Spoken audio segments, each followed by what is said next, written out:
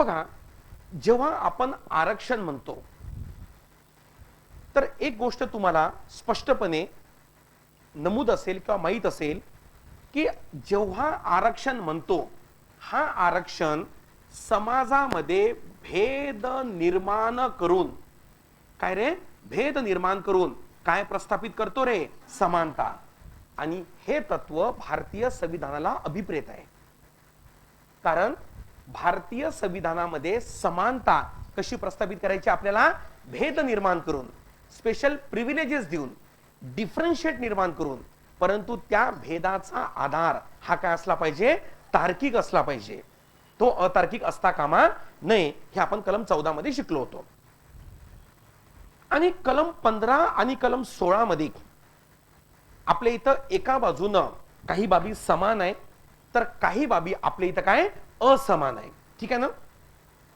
आणि स्पेशली भारतामध्ये समानता प्रस्थापित करण्यासाठी जो भेद निर्माण केला जातो, त्या भेदामध्ये सर्वात वादग्रस्त भेद किंवा चर्चेला जाणारा भेद जर कोणता मानण्यात येत असेल तर तो आरक्षण.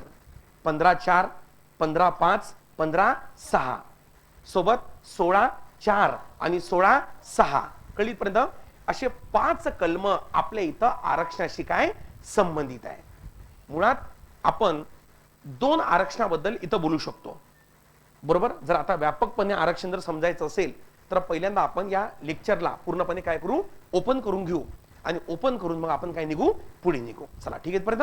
चलो, आरक्षण काय निर्माण करते, भेद, आणि भेदामधून काय समानता. चला, आरक्षण मला सांगा समानतेसाठी आवश्यक आहे का रे?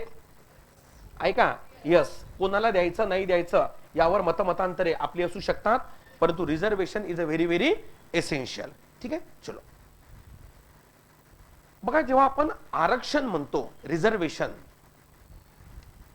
तर मुळात आपल्या इथं जे पहिलं रिझर्वेशन आहे, पहिलं त्याला म्हणतात राजकीय आरक्षण, पॉलिटिकल रिझर्वेशन, बरोबर.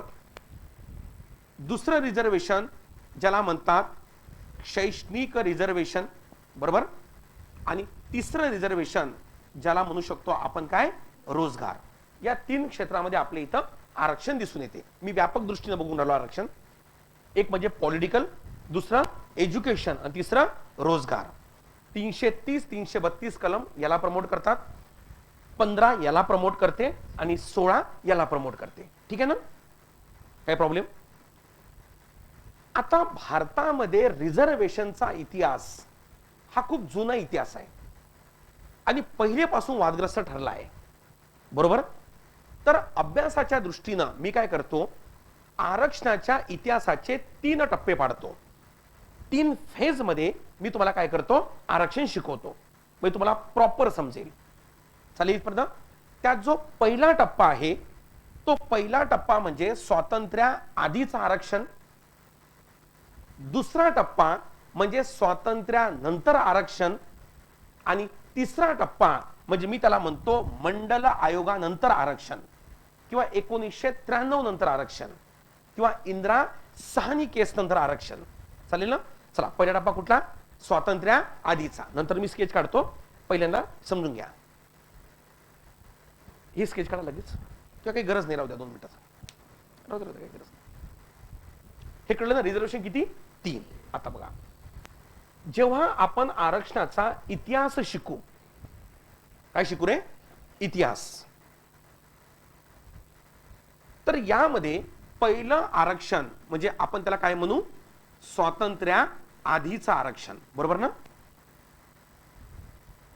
स्वातंत्र्या आधी जे सर्वात वादग्रस्त आरक्षण जर ठरलं असेल तर ते आरक्षण ठरलं आपल्या इथं कुठलं आरक्षण रे, राजकीय आरक्षण. ब्रिटिशांच्या सरकारी नोकरीमध्ये आणि शैक्षणिक संस्थेमध्ये तर कुठली आरक्षणाची तरतूद नव्हती. ब्रिटिश लोकांना वाटलं भारतीयांना शिक्षण द्यायचं आहे तर ते स्वतंत्रपणे त्यांच्यासाठी काय करायचे, शाळा उघडून टाकायचे, परंतु त्यांच्या शाळेमध्ये काय आपला कार्यक्रम नव्हता. 25% EWS आपल्या राईट टू एज्युकेशन आरक्षण काही तसं नव्हतं. स्वातंत्र्याआधी सर्वात वादग्रस्त आरक्षण कुठलं ठरलं, राजकीय आरक्षण. कसं तर बघा, मुळात भारतामध्ये ब्रिटिशांनी जे रिझर्वेशन सुरू केलं, पॉलिटिकल रिझर्वेशन, शैक्षणिक आणि रोजगार नाही. त्या रिझर्वेशन मागे त्यांचं जी महत्वाकांक्षा होती ती महत्वाकांक्षा होती डिवाइड अँड रूल. ओके, फोडा आणि राज्य करा. कशाला म्हणतात फोडा आणि राज्य करा ते पण समजून घ्या. Divide and rule. डिवाइडचा अर्थ माहितीये काय होतो? डिवाइडचा अर्थ होतो सपोर्ट करा. सपोर्ट केला म्हणजे तो आपल्याला सपोर्ट करेल. ओके, आणि त्याच्या साहाय्यानं आपण रूल करू. चालेल. म्हणजे उदाहरणार्थ 1909 मध्ये शिखांना आणि मुस्लिमांना धर्मावर आरक्षण दिलं.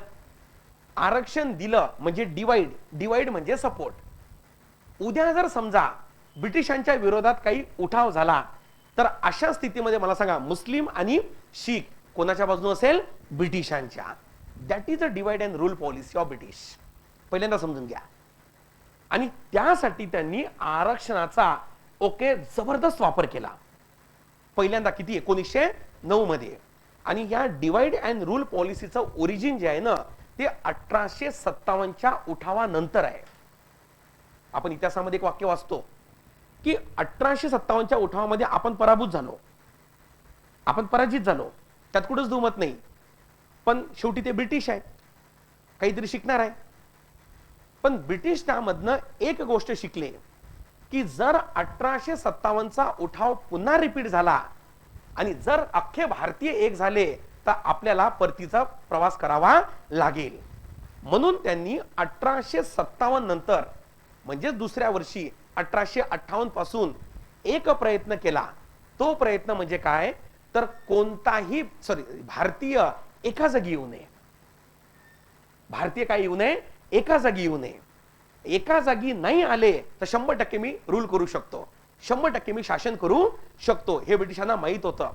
आणि मग आता एका जागी येऊ नये म्हणजे काय करावं लागेल? डिवाइड.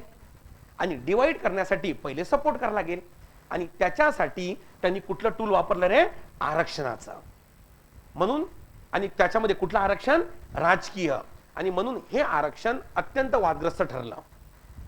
पहिल्यांदा 1909च्या ऍक्ट मध्ये आपल्या इथं आरक्षणाचे सिम्पटम्स दिसतात, ज्यामध्ये मुस्लिम आणि शिखांना धर्मावर आरक्षण दिलं.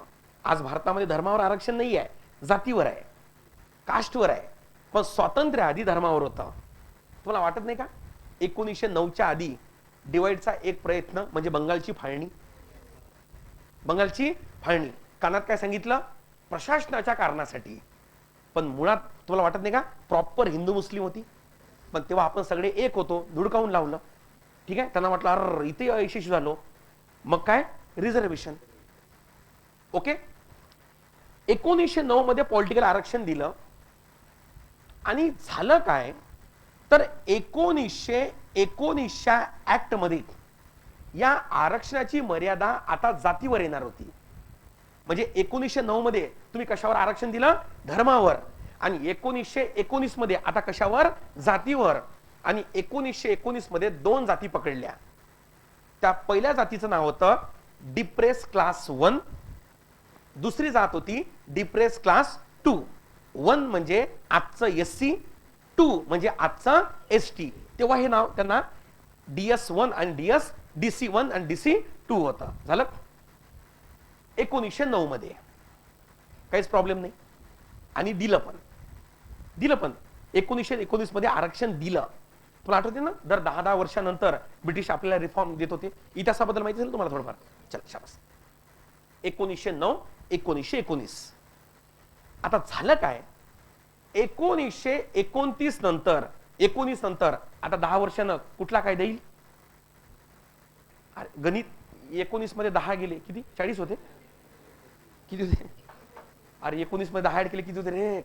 29 होईल. काय मी काय असं भारी भारी थोडी विचारलं की वा म्हणजे पायथागोरसचा प्रमेय वगैरे नाही विचारला. ओके, 1900 किती? 29. आता बघा यामध्ये ब्रिटिश अजून आरक्षणाचा विस्तार करणार होते. तुला एक गोष्ट नमूद होऊन राहिली का? स्वातंत्र्य आधी आरक्षण म्हणजे सपोर्ट ऑब्लिक डिवाइड आणि आपल्या बाजूने वळवणे आहे ना, बरोबर? पण ही गोष्ट आता काँग्रेसच्या लक्षात आली. ही गोष्ट कोणाच्या लक्षात आली?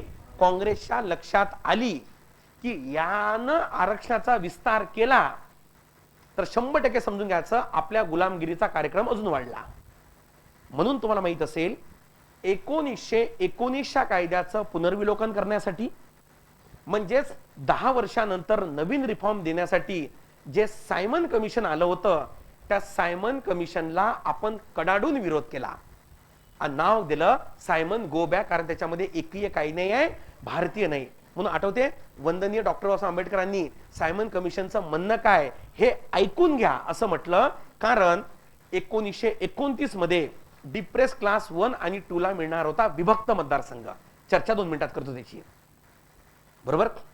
म्हणून काँग्रेसने कडाडून विरोध केला की नको, परत जा, सायमन गो बॅक झाली पर्यंत. आता सायमनला जर काँग्रेसनं म्हटलं असतं हा आरक्षणाचा विस्तार करत त्या मुलाला परत पाठवतो, मग ज्याला तो आरक्षण देणार असेल तेच काँग्रेसच्या विरोधामध्ये भडकले असते. म्हणून त्याला प्रॉपर नाव देण्यात आलं सायमन गो बॅक, एकही भारतीय नाही या कारणावरून. ठीक आहे, चलो. म्हणून 29चा कायदा आलाच नाही. 27 मध्ये सायमन कमिशन परत गेलं आणि याच सायमन कमिशनच्या पार्श्वभूमीवर तुम्हाला माहित असेल की ब्रिटनमध्ये राऊंड टेबल कॉन्फरन्सचं आयोजन झालं की बा ठीक आहे तुम्ही काय म्हणता आमच्यामध्ये एकही भारतीय नाही असं म्हणणं आहे ना, मग सगळे भारतीय प्रतिनिधी कुठे या ब्रिटनला आपण चर्चा करू आणि संभाषण करू. आणि राऊंड टेबल कॉन्फरन्सचं काय झालं रे आयोजन. याच राऊंड टेबल कॉन्फरन्स मध्ये पुन्हा आरक्षणाचा मुद्दा आला, त्याला म्हणतात जातीय निवाडा. आठवते? ओके, कम्युनल अवॉर्ड काय झाला प्रसिद्ध कशामध्ये 1935 मध्ये. आणि इथं काय केलं माहितीये का, इथं काय केलं 1909 मध्ये आरक्षण कशावर रे, कशावर, धर्मावर. 1919 मध्ये जातीवर. या राऊंड टेबल कॉन्फरन्स मध्ये काय केलं, धर्मावर तर आरक्षण होतच, एससी आणि एसटी हा 2 नवीन प्रवर्ग तयार केले.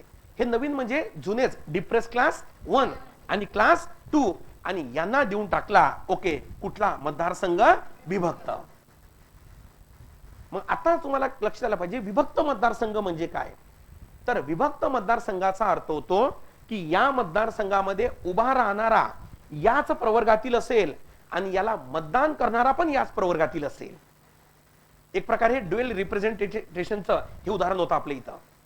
मग आता साहजिक आहे विभक्त मतदारसंघामुळे तुला वाटत नाही का, म्हणजे आता इथं की पूर्णपणे आरक्षण हे बिंबवल्या गेलं आणि याच वरून आता डॉक्टर बाबासाहेब आंबेडकर आणि महात्मा गांधींमध्ये मतभेद तयार झाला. गांधीजींचं म्हणणं होतं यामध्ये की ब्रिटिश लोक या प्रकारचा विभक्त मतदारसंघ देऊन समाजामध्ये फूट पाडत आहेत. बाबासाहेबांचं म्हणणं होतं एवढे वर्ष आम्ही काय राहिलो, वंचित राहिलो, आमच्या सुधारणेसाठी जर कोणी प्रयत्न करत असेल तर तुम्हाला काय प्रॉब्लेम आहे. दोघी महान नेते आपापल्या जागी करेक्ट होते. बाबासाहेब विचार करत होते मागच्या 1000 वर्षाचा, बरोबर. गांधीजी विचार करत होते तत्कालीन परिस्थितीचा. कळलं का रे, दोन्ही आपल्या जागी काय करेक्ट आहे बरं का, एकदम करेक्ट आहे. म्हणजे बाबासाहेबांनी वेळोवेळी मला सांगा ब्रिटिशांबद्दल प्रो भूमिका का बरं घेतली, तर त्याचं कारण ते होतं म्हणजे बाबासाहेब ब्रिटिशांना सपोर्ट करत होते असा अर्थ नाही आहे त्याचा. त्याचा अर्थ असा आहे की जो वर्षानुवर्ष समाज हा काय राहिला, डिप्रेस राहिला, त्याला जर कोणी रिफॉर्म देत असेल, तुम्ही तर दिलं नाही आम्हाला रिफॉर्म, तर 100% बाबासाहेब त्यासाठी सपोर्ट करेलच ना या पार्श्वभूमीवर. आणि याच पार्श्वभूमीवर मग तुम्हाला माहिती असेल गांधीजींनी उपोषणाला काय केली सुरुवात आणि पुणे करार याच्याच पार्श्वभूमीवर घडून आला. इतिहासामध्ये वाचून घ्या. ठीक आहे, या पुणे करारामध्ये बाबासाहेब एक पाऊल मागे आले आणि गांधीजी एक पाऊल मागे आले. विषय कळली पण तुम्हाला. आणि त्यामध्ये काय झालं, एससी आणि एसटी यांना विभक्त नाही तर कुठला मतदारसंघ, संयुक्त मतदारसंघ आणि काही मतदारसंघ वाढवून देण्यात आले. काही मतदारसंघ काय करून देण्यात आले, वाढवून देण्यात आले. विषय कळली इथपर्यंत. आणि या प्रकारे 1935च्या कायद्यामध्ये ओके आरक्षणाची काय करण्यात आली तरतूद. समजली इथपर्यंत. आणि नंतर भारताला काय मिळालं, स्वातंत्र्य. आणि हेच हेच हेच पॉलिटिकल आरक्षण म्हणजे भारतीय संविधानाचं 330 आणि 332. आठवते लोकसभेत आरक्षण नाही आठवत का, लोकसभेत आरक्षण आणि राज्य सभेत आरक्षण हे जे दिलं ते याच पार्श्वभूमीवर, परंतु ते आरक्षण स्थायी नाही आहे. दर 10-10 वर्षानंतर त्याचं काय करण्यात येते, पुनर्विलोकन करण्यात येते. ती तरतूद याच्यामध्ये होती. आणि नुकतंच तुम्हाला माहित असेल 10 वर्षांना आरक्षण काय करून टाकण्यात आलंय, 29 पर्यंत वाढवून टाकण्यात आलेलं आहे. अशा प्रकारे आरक्षणाचा स्वातंत्र्य आधीचा जो राजकीय मुद्दा आहे तो मुद्दा आपल्या इथं पूर्ण होतो. समजलं? कारण स्वातंत्र्य आधी शैक्षणिक आणि काय रे रोजगार हे 2 आरक्षण नव्हतेच ना, परंतु काही संस्थानांनी आरक्षण दिलाय बरं का. उदाहरणार्थ बडोदा संस्थान, ओके, शाहू महाराजांचं कोल्हापूर संस्थान, इथं शैक्षणिक आणि रोजगारामध्ये काय होतं, आरक्षण होतं. परंतु सर्वात क्लिष्ट आरक्षण कुठलं ठरलं, राजकीय. समजलं का? चला या ही स्केच काढून घ्या.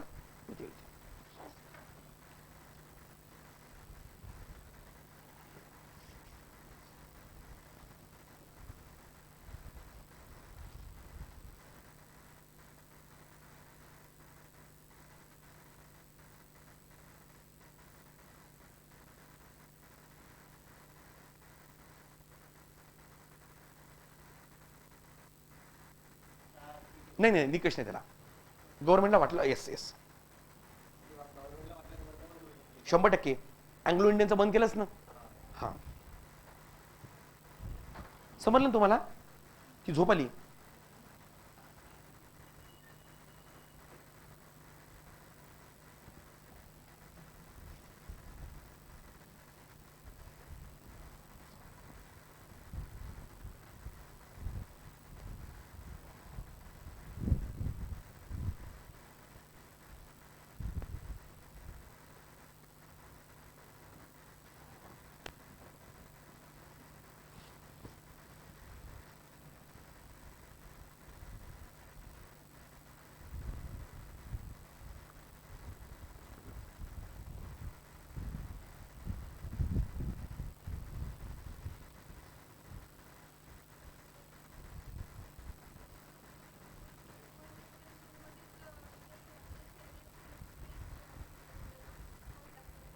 नाही नाही विभक्त दिलं होतं.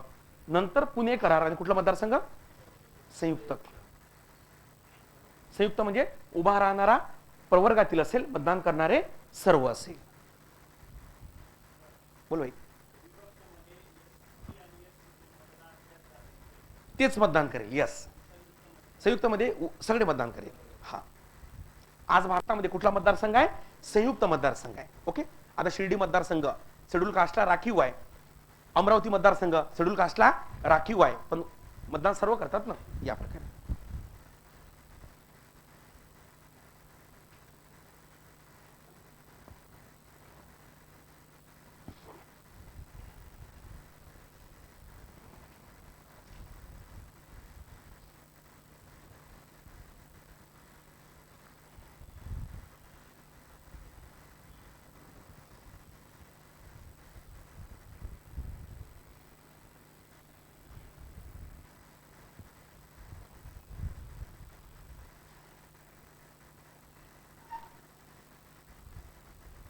चलो ठीक आहे. ओके बस आपण काय करू, मी पुन्हा लेक्चर 15 मिनिटं आधी सोडतो. आजचं हे करून घेतो मी पूर्ण.